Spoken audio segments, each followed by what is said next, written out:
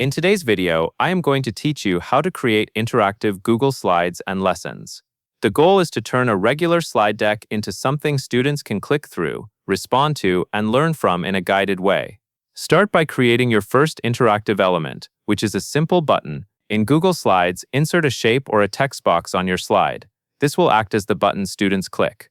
Choose a shape that stands out, and type clear text inside it, like Start, Next, or Try Again. Keep the button large enough to tap easily, especially if students are using tablets.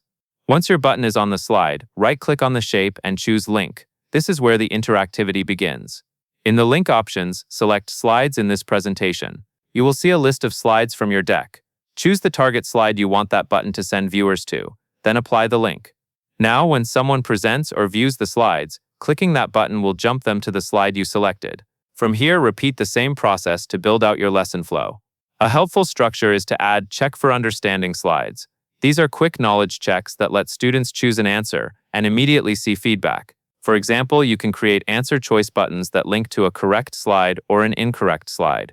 On the feedback slides, include a short explanation so students understand why the answer is right or wrong. Then add a button that links them back to the question or forward to the next part of the lesson.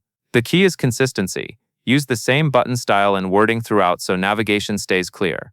After you have basic click-through interactions working, you can add deeper student response options using add-ons.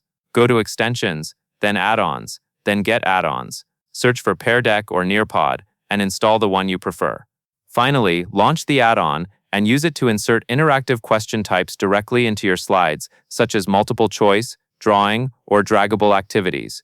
These tools help you collect responses while students stay inside your presentation. That covers everything you need to know.